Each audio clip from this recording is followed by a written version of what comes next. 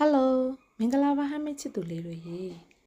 ပုံထဲမှာပြထားတဲ့ကျိုးပုံစံလေးကိုတူတူလုပ်ကြရအောင်ဒီပုံစံလေးလုပ်ဖို့အတွက်ဘာတွေလိုအပ်မှာလဲဘာမှမလိုဘူးနော်ကျိုးလေးချုပ်တက်ဖို့ပဲလိုတယ်ကျိုးလေးကိုပုံစံတကျ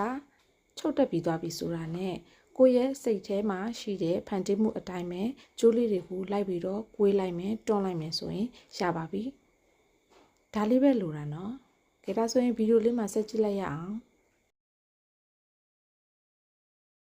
အရင်ဦးဆုံးကျိုးလေးကိုလူတလို့ကွေးမယ်ကွေးထားတဲ့ပုံမှာချီကျဲလေးလိုက်ပေါ့ပြီးတော့ထပ်ကွေးမယ်ချီကျဲလိုက်မယ်ထပ်ကွေးမယ်ချီကျဲလိုက်မယ်ဒါလေးပဲပေါ့ဒါဆိုရင်ဘာတွေခတ်နေတာလဲခုပဲဒီပုံစံလေးကိုလိုက်လို့ကြည့်လိုက်နော်မပြီးသေးဘူးနော်နောက်တစ်ဆင့်ရှိသေးတယ်ဗီဒီယိုလေးကိုတော့ဆုံးအောင်ဆက်ကြည့်နော်ချီကျဲကြီးတိုင်းထားလို့မဖြစ်ဘူးလေတို့တွေတစ်ခုခုတော့ပြန်လို့မှရမှာပေါ့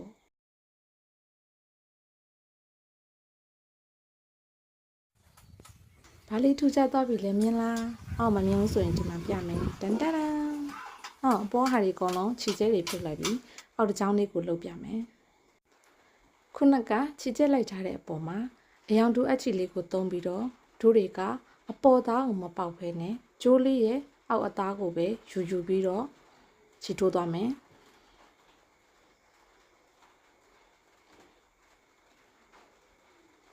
ချီကျဲလေးလိုက်ထားတာဆိုတဲ့အခါကျတော့ဒီစင်ကဘာမှခက်ခဲမရှိပါဘူး3-4ချက်လောက်ပြီးသွားရင်တော့အချီလေးကိုပြန်တုပ်ပေးရမယ်နော်ချီကျဲလိုက်သလိုဒရက်ဆက်ကြီးမလိုက်သွားဘဲနဲ့3-4ချက်လောက်နေအချီတစ်ခါတည်းတုပ်မယ်အဲ့ဒီနီလေးတိုင်းပဲအဆုံးထိဆက်သွားပါမယ်နောက်ဆုံးရလက်ကလေးကိုလည်းစောင့်ကြည့်ပေးအောင်နော်နောက်တစ်ခုပြောလိုတာက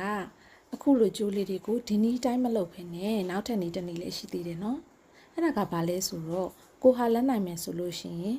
ဆက်ချုပ်တဲ့ဆက်ပေါ်မှာတခါလေးလက်တန်းဖိချုပ်သွားရင်ရပါတယ်ဖိချုပ်သွားရင်တော့ကျိုးလေးတွေကအနှဲငယ်ပြလေးဖြစ်နိုင်တာရှိတဲ့အတွက်ကြောင့်မို့လို့ကိုဟာဒီနည်းလေးကို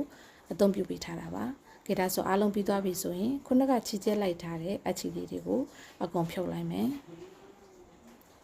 အကုန်ဖြုတ်လိုက်ပြီးရင်တော့ဒိုးလုံးနေတဲ့အစင်လေးဒီဇိုင်းပုံစံအစင်လေးကအားလုံးပြီးသွားပါပြီအဆင်ပြေပါစေလို့ဆုတောင်းရမယ်မွန်ဂိုလီဟမ်းမိတ် channel ကနေပြီးတော့နှုတ်ဆက်လိုက်ပါတယ်နောက်ထပ်ဟမ်းမိတ်နဲ့ပတ်သက်တာတွေလည်းတင်သွားပေးဦးမှာဖြစ်တဲ့အတွက်ကြောင့်မို့လို့ like and subscribe လေးလုပ်ဖို့လည်းမမေ့နဲ့အောင်နော်